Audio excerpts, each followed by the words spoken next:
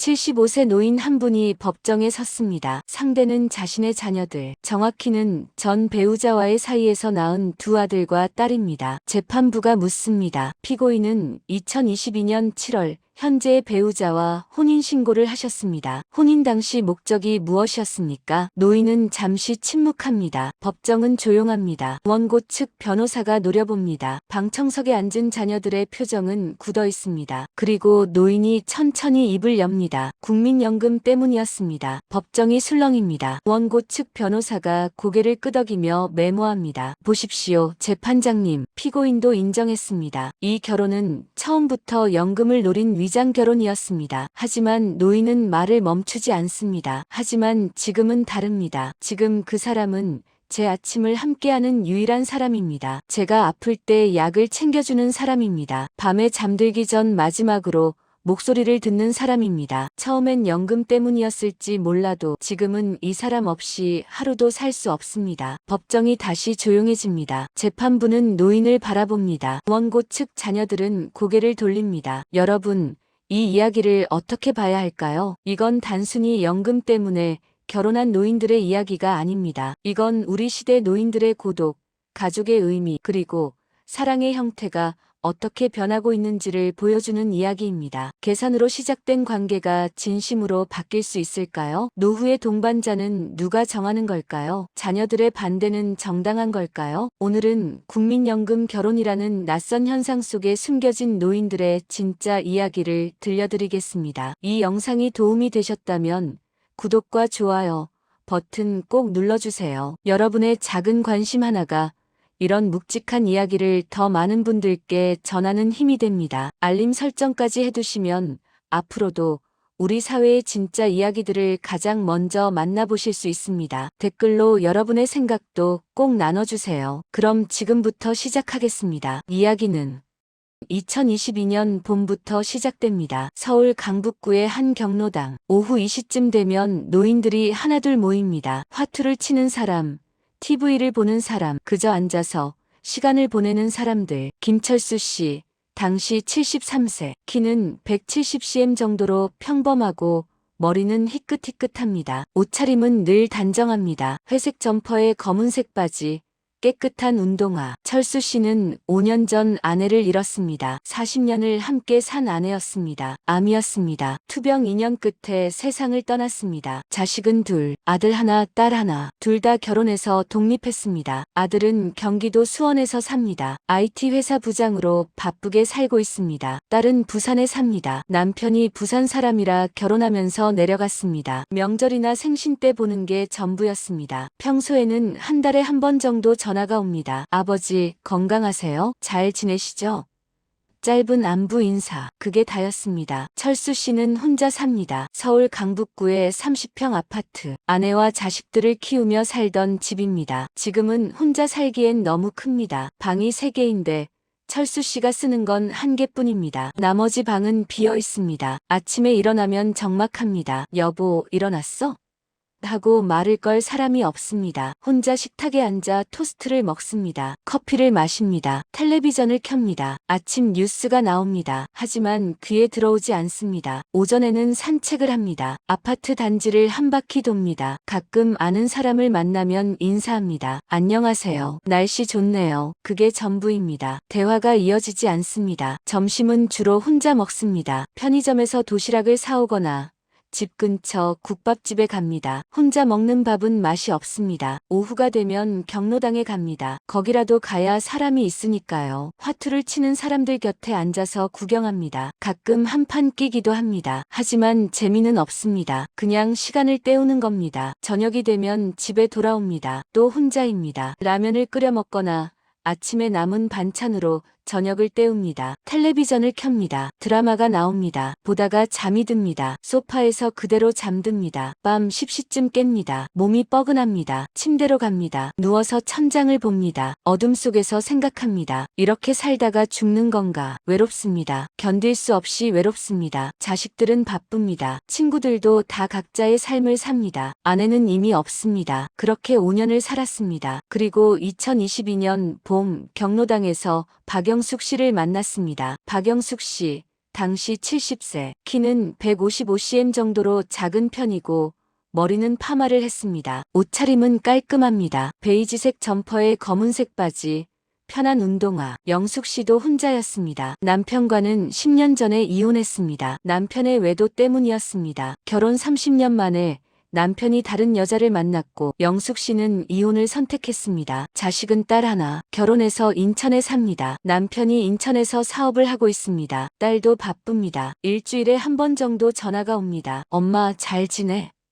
짧은 안부, 그게 전부입니다. 영숙 씨는 혼자 삽니다. 강북구의 작은 빌라, 20평 정도. 혼자 살기엔 충분하지만 역시 외롭습니다. 영숙 씨도 철수 씨와 비슷한 하루를 보냅니다. 혼자 일어나고, 혼자 밥 먹고, 혼자 산책하고, 경로당에 가서 시간을 보내고 집에 돌아와 혼자 잠듭니다. 두 사람은 경로당에서 자주 마주쳤습니다. 처음엔 그냥 눈인사만 했습니다. 그러다 어느 날 철수 씨가 먼저 말을 걸었습니다. 날씨가 좋네요. 그러게요. 봄이 왔나 봐요. 요즘 경로당에 자주 오시나 봐요. 집에 있어도 할 게 없어서요. 여기라도 와야 사람이 있잖아요. 저도 그래요. 혼자 있으면 답답해서요. 대화가 시작됐습니다. 그날 이후 두 사람은 경로당에서 자주 이야기를 나눴습니다. 처음엔 날씨 이야기, 건강 이야기, 그러다 점점 개인적인 이야기를 하게 됐습니다. 부인은 언제 돌아가셨어요? 5년 전이에요. 암이었어요. 투병하다가 힘들었어요. 많이 외로우시겠어요. 그렇죠. 40년을 함께 살았으니까요. 자식들은 다 독립했고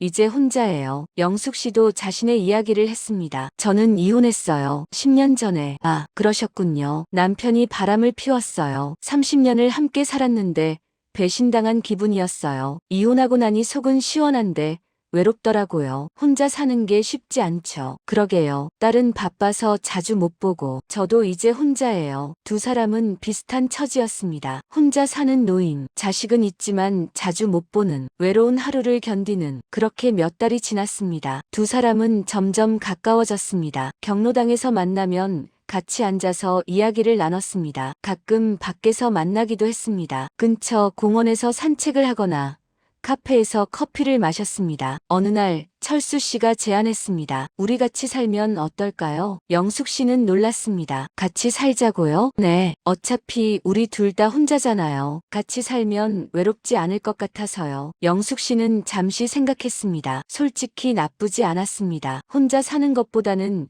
누군가와 함께 사는 게 나을 것 같았습니다. 그런데 결혼은요? 결혼까지는 아직 생각 안 했어요. 그냥 동거하면 어떨까요? 그래도 되나요? 요즘은 다들 그러던데요. 나이 들어서 재혼하기도 뭐하고 그냥 같이 사는 거죠. 영숙 씨는 고개를 끄덕였습니다. 한번 생각해 볼게요. 일주일 뒤 영숙 씨가 답을 줬습니다. 같이 살아요. 대신 조건이 있어요. 조건이요? 각자의 공간은 존중해요. 그리고 서로 간섭하지 않기. 그냥 같은 집에서 사는 동거인처럼 지내는 거예요. 좋아요. 그렇게 해요. 2022년 6월 두 사람은 함께 살기 시작했습니다. 철수 씨의 아파트에서요. 30평이니까 충분히 넓었습니다. 영숙 씨는 자신의 짐을 가져왔습니다. 옷, 화장품, 몇 가지 생활용품 많지 않았습니다. 첫날 밤 두 사람은 각자의 방에서 잤습니다. 철수 씨는 안방에, 영숙 씨는 작은 방에 문을 닫고 각자 잤습니다. 아침에 일어나니 낯설었습니다. 집에 다른 사람이 있다는 게. 하지만 나쁘지 않았습니다. 영숙 씨가 부엌에서 아침을 준비하고 있었습니다. 일어나셨어요? 아침 드세요. 고맙습니다. 두 사람은 식탁에 마주 앉아 아침을 먹었습니다. 달걀 프라이, 김치,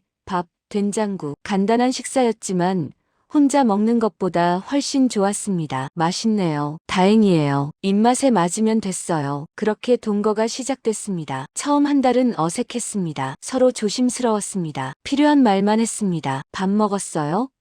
오늘 날씨 좋네요. 먼저 자요. 하지만 시간이 지나면서 조금씩 편해졌습니다. 같이 TV를 보면서 이야기를 나눴습니다. 같이 장을 보러 갔습니다. 같이 산책을 했습니다. 그리고 한 달쯤 지났을 때 철수 씨가 아팠습니다. 감기였습니다. 열이 나고 기침이 났습니다. 영숙 씨가 약을 사다 줬습니다. 죽을 끓여줬습니다. 밤에 열이 오르자 이마에 찜질을 해줬습니다. 괜찮으세요? 네, 고맙습니다. 푹 쉬세요. 내일 아침에 병원 가요. 그날 밤 철수 씨는 생각했습니다. 혼자였다면 이렇게 돌봐줄 사람이 없었을 텐데. 며칠 뒤 철수 씨는 완쾌했습니다. 영숙 씨에게 고마움을 표했습니다. 정말 고마워요. 덕분에 빨리 나았어요. 다행이에요. 이제 건강 조심하세요. 그 일을 계기로 두 사람은 더 가까워졌습니다. 동거인이 아니라 동반자처럼 느껴지기 시작했습니다. 그리고 7월 어느 날 철수 씨가 영숙 씨에게 물었습니다. 혹시 국민연금 받으세요? 네, 받아요. 한 달에 50만 원 정도요. 왜요? 철수 씨는 잠시 망설이다가 말했습니다. 저도 받아요. 100만 원 정도요. 그런데 말이에요. 혹시 우리 결혼하면 어떨까요? 영숙 씨는 놀라서 물었습니다. 결혼이요? 갑자기요? 아니, 진짜 결혼이 아니라 서류상으로만요. 혼인신고만 하는 거예요. 왜요? 철수 씨는 설명했습니다. 혼인신고를 하면 국민연금 수급권이 생겨요. 만약 제가 먼저 죽으면 당신이 제 연금의 일부를 받을 수 있어요. 반대로 당신이 먼저 죽으면 제가 받고요. 그리고 건강보험 피부양자로 등록되면 의료비 부담도 줄어들어요. 영숙 씨는 듣고 있었습니다. 철수 씨가 계속했습니다. 우리 둘 다 나이가 있잖아요. 언제 무슨 일이 생길지 몰라요. 결혼을 하면 서로를 법적으로 보호할 수 있어요. 재산도 의료 결정도요. 영숙 씨는 생각했습니다. 나쁘지 않은 제안이었습니다. 솔직히 말하면 경제적으로 도움이 될 것 같았습니다. 연금이 늘어나고 의료비 부담이 줄어든다면 좋은 일이었습니다. 하지만 자식들은요? 자식들이 뭐라고 할까요? 자식들한테는 나중에 말하면 돼요. 우선 우리 둘이 결정하는 거죠. 영숙 씨는 며칠을 고민했습니다. 그리고 결론을 내렸습니다. 좋아요. 혼인신고해요. 대신 정말 서류상으로만이에요. 우리 관계는 지금처럼 유지하는 거예요. 물론이죠. 그렇게 해요. 2022년 7월 15일 두 사람은 구청에 가서 혼인신고를 했습니다. 담당 공무원이 물었습니다. 축하드립니다. 결혼하시는 거예요? 철수 씨가 답했습니다. 네, 그렇습니다. 서류에 도장을 찍었습니다. 혼인신고서가 접수됐습니다. 법적으로 두 사람은 부부가 됐습니다. 구청을 나오면서 영숙 씨가 말했습니다. 이상하네요. 결혼했는데 실감이 안 나요. 저도요. 그냥 서류 한 장 냈을 뿐인데. 그래도 이제 우리 법적으로 부부예요. 그러게요. 두 사람은 웃었습니다. 어색한 웃음이었지만 나쁘지 않았습니다. 그날 저녁 두 사람은 간단히 외식을 했습니다. 근처 중국집에서 짜장면을 먹었습니다. 결혼 기념이니까 짜장면이라도 먹어야죠. 그러게요. 소박한 결혼식이네요. 이 나이에 무슨 결혼식이 필요해요. 이걸로 충분해요. 두 사람은 짜장면을 먹으며 이야기를 나눴습니다. 미래에 대한 이야기는 하지 않았습니다. 그냥 오늘, 지금, 이 순간을 즐겼습니다. 그렇게 국민연금 결혼이 시작됐습니다. 계산된 결혼이었습니다. 사랑이 아니라 경제적 필요에 의한 결혼이었습니다. 하지만 두 사람은 후회하지 않았습니다. 오히려 마음이 편했습니다. 이제 혼자가 아니구나 하는 안도감이 있었습니다. 혼인신고를 한 뒤 두 사람의 일상은 크게 달라지지 않았습니다. 여전히 각자의 방에서 잤고 여전히 서로를 존중했습니다. 하지만 미묘한 변화가 있었습니다. 먼저 호칭이 바뀌었습니다. 예전엔 김 선생님, 박 선생님 하고 불렀는데 이제는 그냥 여보하고 부르기 시작했습니다. 처음엔 어색했습니다. 여보, 왜요? 아니 그냥 밥 먹으러 와요. 네, 알았어요. 하지만 몇 주가 지나니 자연스러워졌습니다. 여보, 오늘 날씨 좋네. 여보, 장 봐야 하는데. 여보, 먼저 자. 두 번째 변화는 함께하는 시간이 늘었다는 겁니다. 예전엔 각자 시간을 보냈습니다. 철수 씨는 산책을 가고 영숙 씨는 집에서 TV를 봤습니다. 하지만 이제는 함께 했습니다. 오늘 산책 갈까요? 그래요. 같이 가요. 두 사람은 손을 잡지는 않았지만 나란히 걸었습니다. 공원을 한 바퀴 돌고 벤치에 앉아 쉬었습니다. 날씨 참 좋네요. 그러게요. 가을이 오나 봐요. 낙엽이 떨어지는 거 보니까 그런 것 같아요. 작년 이맘때는 혼자 산책했는데 올해는 같이 하니까 좋네요. 저도요. 세 번째 변화는 서로를 챙기기 시작했다는 겁니다. 어느 날 아침 영숙 씨가 약을 챙겨놨습니다. 여보, 이거 고혈압 약이에요. 아침마다 먹어야 해요. 아, 고마워요. 자꾸 깜빡해서요. 깜빡하면 안 돼요. 건강해야죠. 철수 씨도 영숙 씨를 챙겼습니다. 영숙 씨가 무릎이 안 좋다는 걸 알고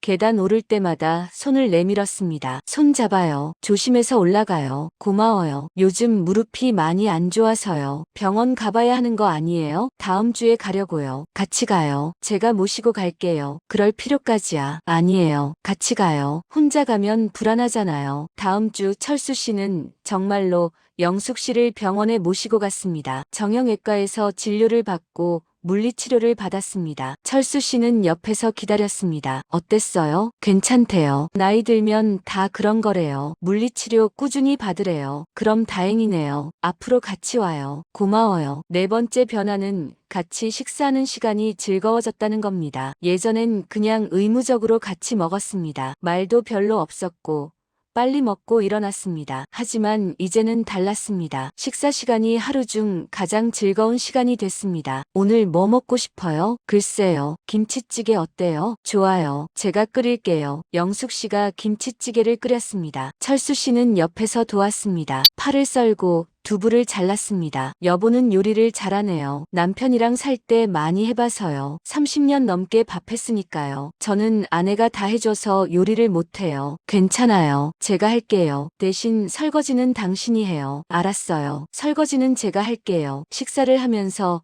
두 사람은 이야기를 나눴습니다. TV 프로그램 이야기, 동네 소식, 옛날 이야기. 저 젊었을 때는 정말 열심히 살았어요. 애들 키우느라. 돈 벌느라. 저도요. 회사 다니면서 애들 학원비 벌려고 정말 열심히 일했어요. 그때는 힘들었지만 지금 생각하면 그때가 좋았어요. 애들이 집에 있고 아내가 있고. 그러게요. 지금은 다 떠나갔네요. 외롭죠? 많이요. 그래도 이제 당신이 있잖아요. 그래요. 이제 우리 둘이 있어요. 다섯 번째 변화는 밤에 함께 TV를 보는 시간이 생겼다는 겁니다. 예전엔 각자 방에서 TV를 봤습니다. 하지만 이제는 거실에서 함께 봤습니다. 소파에 나란히 앉아서 드라마를 봤습니다. 뉴스를 봤습니다. 예능 프로그램을 봤습니다. 이 드라마 재미있네요. 그러게요. 주인공이 불쌍해요. 저런 일을 겪으면 정말 힘들겠어요. 그래도 끝까지 버티는 거 보면 대단해요. 광고가 나오면 잡담을 했습니다. 내일 날씨 어떨까요? 일기예보 보니까 비 온대요. 그럼 산책은 못 가겠네요. 집에서 쉬어요. 요즘 피곤한 것 같던데. 그래요. 나이가 드니까 쉽게 피곤해져요. 밤 10시쯤 되면 자러 갔습니다. 여전히 각자의 방에서 잤지만 자기 전에 인사를 했습니다. 먼저 자요. 푹 쉬어요. 당신도요. 내일 봐요. 네, 내일 봐요. 이렇게 몇 달이 지났습니다. 2022년 겨울이 왔습니다. 날씨가 추워졌습니다. 눈이 내렸습니다. 어느 날 밤 영숙 씨가 감기에 걸렸습니다. 열이 나고 기침이 심했습니다. 철수 씨가 걱정했습니다. 많이 아파요? 좀 그래요. 열이 나요. 약 먹었어요? 먹었는데 안 떨어져요. 철수 씨는 영숙 씨의 이마에 손을 얹었습니다. 뜨거웠습니다. 병원 가야겠어요. 지금 당장. 이 밤에요? 네. 응급실 가요. 철수 씨는 영숙 씨를 부축해서 일으켰습니다. 두꺼운 옷을 입혔습니다. 택시를 불렀습니다. 병원 응급실에 갔습니다. 의사가 진찰했습니다. 독감이었습니다. 주사 맞고 약 드시면 나아질 거예요. 푹 쉬세요. 주사를 맞고 약을 받았습니다. 집에 돌아왔습니다. 철수 씨는 영숙 씨를 침대에 눕혔습니다. 이불을 덮어줬습니다. 좀 어때요? 약간 나은 것 같아요. 고마워요. 푹 자요. 제가 옆에 있을게요. 괜찮아요. 당신도 쉬어요. 아니에요. 혹시 밤에 뭐가 필요할까 봐요. 철수 씨는 영숙 씨 방 옆 소파에 앉았습니다. 밤새 지켰습니다. 영숙 씨가 기침하면 물을 떠다 줬습니다. 열이 오르면 이마에 찜질을 해줬습니다. 다음 날 아침 영숙 씨는 깨어났습니다. 열이 많이 내렸습니다. 철수 씨가 소파에서 자고 있었습니다. 불편한 자세로 앉아서 잠든 모습을 보며 영숙 씨는 눈시울이 뜨거워졌습니다. 이 사람이 밤새 나를 지켜줬구나. 영숙 씨는 조용히 일어나 철수 씨에게 담요를 덮어줬습니다. 그날 오후 영숙 씨가 말했습니다. 고마워요. 밤새 깨어 있었죠? 괜찮아요. 많이 나았어요? 네, 덕분에요. 정말 고마워요. 가족이잖아요. 당연한 거예요. 그 순간 영숙 씨는 깨달았습니다. 우리가 정말 가족이 됐구나. 혼인신고를 할 때는 그냥 서류상의 부부였습니다. 하지만 이제는 달랐습니다. 진짜 가족이 된 것 같았습니다. 그날 이후로 두 사람의 관계는 더욱 깊어졌습니다. 2023년이 됐습니다. 새해가 밝았습니다. 설날 아침 두 사람은 집에서 떡국을 끓여 먹었습니다. 새해 복 많이 받아요. 당신도요. 올해도 건강하게 지내요. 그래요. 함께 건강하게 지내요. 떡국을 먹으며 영숙 씨가 물었습니다. 자식들한테 우리 결혼한 거 말할까요? 철수 씨는 잠시 생각했습니다. 아직은 좀 기다려요. 나중에 말해도 될 것 같아요. 왜요? 숨길 이유가 있나요? 숨기는 건 아니고 자식들이 뭐라고 할까 봐요. 뭐라고 할까요? 글쎄요. 반대할 수도 있고요. 영숙 씨도 고개를 끄덕였습니다. 그래요. 조금 더 기다려봐요. 하지만 비밀은 오래가지 않았습니다. 2023년 3월 철수 씨의 아들 준혁이 서울에 왔습니다. 아버지를 오랜만에 뵙기 위해서였습니다. 준혁은 45세 IT 회사 부장입니다. 결혼해서 아내와 두 자녀를 두고 있습니다. 평소에는 바빠서 아버지를 자주 못 봅니다. 전화로 안부만 묻는 게 전부였습니다. 하지만 이번에는 직접 방문하기로 했습니다. 아버지 생신이 다음 주였거든요. 미리 들러서 선물도 드리고 식사도 함께 하려고 했습니다. 토요일 오후 2시쯤 준혁은 아버지 아파트에 도착했습니다. 현관 비밀번호를 눌렀습니다. 문이 열렸습니다. 아버지, 저 왔어요. 거실로 들어갔습니다. 아버지가 소파에 앉아 계셨습니다. 그런데 옆에 낯선 여성이 있었습니다. 준혁은 놀랐습니다. 아버지, 이분은 철수 씨는 당황했습니다. 미리 연락을 받지 못했거든요. 아, 준혁아, 갑자기 왔구나. 네.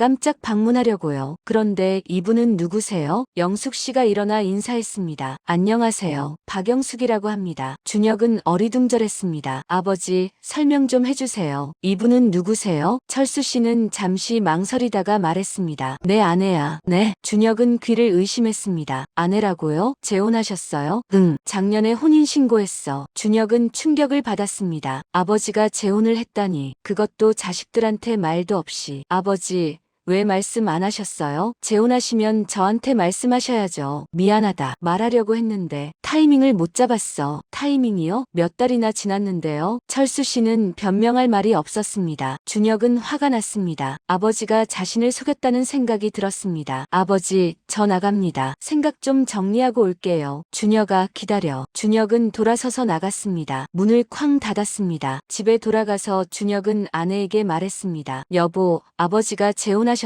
뭐? 재혼? 응. 우리한테 말도 없이. 작년에 혼인신고했대. 아내도 놀랐습니다. 어머, 그럼 새어머니가 생긴 거예요? 그런 셈이지. 근데 왜 말씀 안 하신 거예요? 나도 모르지. 우리가 반대할까봐 그런가봐. 준혁의 아내가 말했습니다. 근데 그 여자분은 어떤 분이에요? 혹시 재산 노리고 접근한 건 아니에요? 글쎄, 잘 모르겠어. 조사해봐야 할 것 같은데요. 요즘 노인들 재산 노리고 접근하는 사람들 많잖아요. 준혁도 그 생각이 들었습니다. 혹시 박영숙이라는 여자가 아버지 재산을 노리고 접근한 건 아닐까? 준혁은 동생 지은에게 전화했습니다. 지은은 부산에 사는 딸입니다. 지은아, 나야.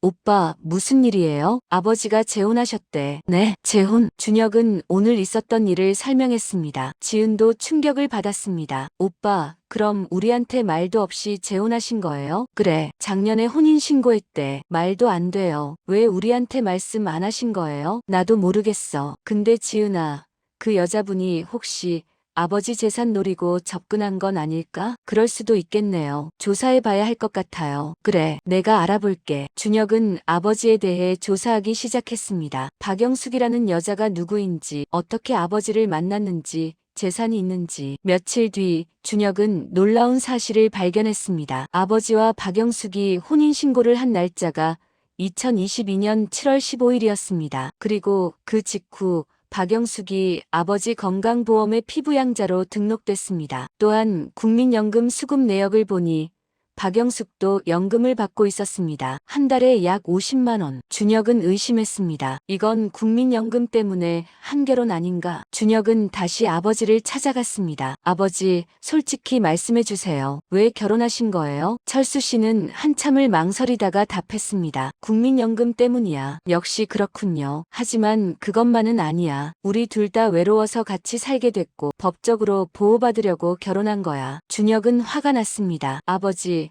이건 위장결혼이에요. 법적으로 문제가 될 수 있어요. 위장결혼이 아니야. 우리 진짜 같이 살고 있어. 그래도 처음 목적이 연금이었잖아요. 그럼 위장결혼이죠. 철수 씨는 답답했습니다. 준혁아, 넌 모를 거야. 혼자 사는 게 얼마나 외로운지. 밥 먹을 때도 잠들 때도 아플 때도 혼자야. 그게 얼마나 힘든지 넌 모를 거야. 그렇다고 이렇게 하시면 어떡해요? 우리한테 말씀이라도 하시지. 말했으면 너희가 찬성했겠니? 그건 준혁은 할 말이 없었습니다. 솔직히 말하면 반대했을 겁니다. 준혁은 집에 돌아와 아내와 의논했습니다. 여보, 어떻게 해야 할까요? 이건 인정할 수 없어요. 그 여자가 아버지 재산을 다 가져갈 수도 있어요. 그렇긴 한데 아버지가 돌아가시면 그 여자한테 상속권이 생겨요. 우리는 한 푼도 못 받을 수도 있어요. 준혁도 그 생각이 들었습니다. 아버지의 아파트는 시세가 10억 정도 됩니다. 만약 아버지가 돌아가시면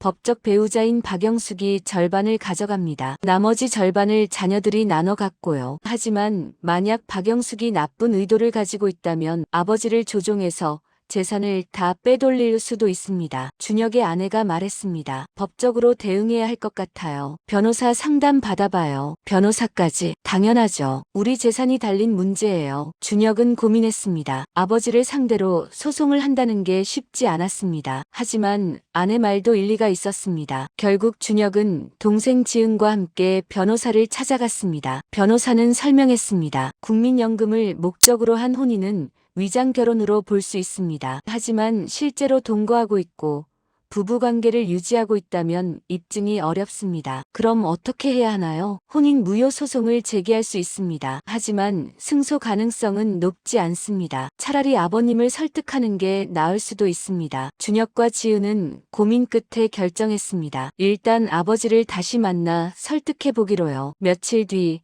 준혁과 지은은 함께 아버지를 찾아갔습니다. 아버지, 저희 진지하게 이야기 좀 해요. 철수 씨는 두 자식을 마주했습니다. 영숙 씨는 방으로 들어가 있었습니다. 준혁이 말했습니다. 아버지, 솔직히 저희는 이 결혼을 인정할 수 없어요. 지은도 거들었습니다. 아버지, 그 여자분이 아버지를 이용하는 건 아니에요? 재산 노리고 접근한 거 아니에요? 철수 씨는 화가 났습니다. 영숙 씨는 그런 사람 아니야. 우리 서로 의지하며 살고 있어. 그래도 처음 목적이 연금이었잖아요. 그럼 위장결혼이죠. 위장결혼이 아니라니까. 목소리가 커졌습니다. 방에 있던 영숙 씨가 나왔습니다. 그만하세요. 제가 나갈게요. 영숙 씨. 영숙 씨는 눈물을 글썽이며 말했습니다. 아이들이 반대하는데 제가 여기 있으면 안 되죠. 저 짐 싸서 나갈게요. 안 돼요. 당신 잘못 없어요. 하지만 영숙 씨는 자기 방으로 들어가 짐을 싸기 시작했습니다. 준혁과 지은은 당황했습니다. 이렇게까지 될 줄은 몰랐습니다. 철수 씨가 두 자식을 노려봤습니다. 너희들 때문에 영숙 씨가 나간다. 만족하냐? 아버지, 나가라. 당장 나가. 준혁과 지은은 할 수 없이 아파트를 나왔습니다. 밖에서 지은이 울었습니다. 오빠, 우리가 너무한 거 아니에요? 아니야. 우리가 아버지를 위해서 한 거야. 그래도 두 사람은 집으로 돌아갔습니다. 하지만 마음이 편하지 않았습니다. 그날 밤 철수 씨는 영숙 씨를 설득했습니다. 나가지 마요. 당신 잘못 없어요. 하지만 자식들이 저를 싫어해요. 시간이 지나면 이해할 거예요. 이해할까요? 그럴 거예요. 제발 나가지 마요. 당신이 나가면 나는 또 혼자예요. 영숙 씨는 결국 남기로 했습니다. 하지만 마음은 무거웠습니다. 2023년 6월 준혁과 지은은 결국 법적 조치를 취하기로 했습니다. 혼인 무효 소송을 제기한 겁니다. 이유는 국민연금 수급을 목적으로 한 위장 결혼이었습니다. 소장이 아버지에게 전달됐습니다. 철수 씨는 충격을 받았습니다. 자식들이 날 고소했어. 영숙 씨도 눈물을 흘렸습니다. 제 때문이에요. 제가 나갔어야 했어요. 아니에요. 당신 잘못 없어요. 이건 자식들이 잘못한 거예요. 철수 씨는 변호사를 선임했습니다. 맞서 싸우기로 했습니다. 2024년 10월 드디어 재판이 시작됐습니다. 서울 서초구 가정법원 양쪽 변호사가 출석했고 방청석에는 가족들이 앉았습니다. 재판부가 물었습니다. 원고 측 주장을 말씀해 주십시오. 준혁의 변호사가 일어섰습니다. 재판장님, 이 혼인은 명백한 위장 결혼입니다. 피고인은 스스로 국민연금 때문에 결혼했다고 인정했습니다. 이는 혼인의 본질을 위배한 것으로 무효가 되어야 합니다. 재판부가 철수 씨를 받습니다. 피고인 사실입니까? 철수 씨가 일어섰습니다. 재판장님, 처음에는 그랬습니다. 국민연금 때문에 결혼했습니다. 법정이 술렁였습니다. 하지만 지금은 다릅니다. 철수 씨가 계속했습니다. 처음에는 외로움을 견디기 위한 동거였습니다. 그리고 법적 보호를 받기 위해 혼인신고를 했습니다. 하지만 함께 살면서 정이 들었습니다. 지금 박영숙 씨는 제 아침을 함께하는 유일한 사람입니다. 제가 아플 때 약을 챙겨주는 사람입니다. 밤에 잠들기 전 마지막으로 목소리를 듣는 사람입니다. 철수 씨의 목소리가 떨렸습니다. 처음엔 계산된 결혼이었을지 모릅니다. 하지만 지금은 진심입니다. 저는 이 사람 없이 하루도 살 수 없습니다. 방청석에 영숙 씨가 눈물을 흘렸습니다. 재판부가 물었습니다. 피고인 박영숙 씨, 말씀해 보십시오. 영숙 씨가 일어섰습니다. 손이 떨렸습니다. 재판장님, 저도 처음에는 연금 때문이었습니다. 솔직히 말씀드리면 경제적으로 도움이 될 거라고 생각했습니다. 원고 측 변호사가 고개를 끄덕였습니다. 영숙 씨가 계속했습니다. 하지만 저도 외로웠습니다. 이혼하고 10년을 혼자 살았습니다. 매일 아침 혼자 일어나고, 혼자 밥 먹고, 혼자 잠들었습니다. 딸은 바빠서 자주 못 봤습니다. 친구들도 다 각자의 삶이 있었습니다. 영숙 씨의 목소리가 높아졌습니다. 그러다 김철수 씨를 만났습니다. 처음에는 그냥 경로당에서 아는 사람이었습니다. 하지만 같이 이야기하고 같이 시간을 보내면서 마음이 통했습니다. 같이 살면서 가족이 됐습니다. 영숙 씨가 눈물을 닦으며 말했습니다. 저는 김철수 씨의 재산이 필요하지 않습니다. 제게 필요한 건 함께 아침을 먹을 사람, 아플 때 곁에 있어줄 사람, 밤에 잘 자라고 말해줄 사람입니다. 김철수 씨가 바로 그 사람입니다. 법정이 조용해졌습니다. 재판은 몇 차례 더 진행됐습니다. 양측은 치열하게 공방을 벌였습니다. 그러던 중 재판부가 중재안을 제시했습니다. 양측이 대화를 통해 화해할 수는 없습니까? 준혁은 고민했습니다. 솔직히 법정에서 아버지와 싸우는 게 편하지 않았습니다. 휴정 시간, 준혁과 지은은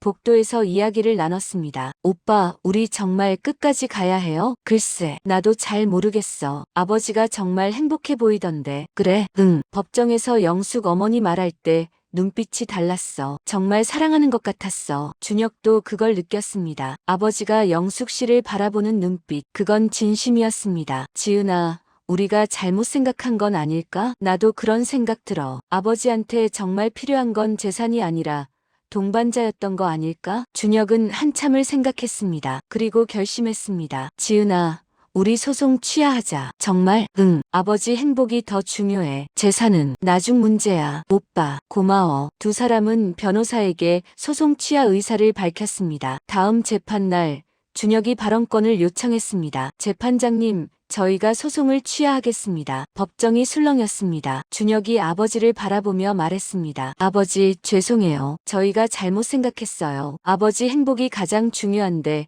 저희는 재산만 생각했어요. 철수 씨는 눈물을 흘렸습니다. 지은도 일어나 말했습니다. 영숙 어머니, 죄송해요. 어머니를 의심했어요. 하지만 이제 알았어요. 어머니가 아버지를 진심으로 사랑하신다는 걸요. 영숙 씨도 눈물을 흘렸습니다. 재판부는 이렇게 판결했습니다. 원고가 소를 취하함에 따라 본 사건은 종결합니다. 법정을 나오면서 네 사람은 함께 걸었습니다. 긴 침묵이 흘렀습니다. 그리고 준혁이 먼저 말했습니다. 아버지, 어머니, 저희 집에 가요. 이야기 좀 해요. 그날 저녁, 네 사람은 준혁의 집에서 함께 저녁을 먹었습니다. 식사를 하면서 준혁이 말했습니다. 아버지, 저희가 이기적이었어요. 아버지 외로움을 몰랐어요. 아니다. 너희도 바쁘니까 어쩔 수 없지. 그래도 더 자주 찾아뵀어야 했어요. 전화도 더 자주 드렸어야 하고요. 지은도 말했습니다. 저도요. 부산에 산다는 핑계로 아버지를 소홀히 했어요. 죄송해요. 철수 씨가 두 자녀의 손을 잡았습니다. 괜찮다. 이제라도 이해해줘서 고맙다. 영숙 씨도 말했습니다. 준혁 씨, 지은 씨,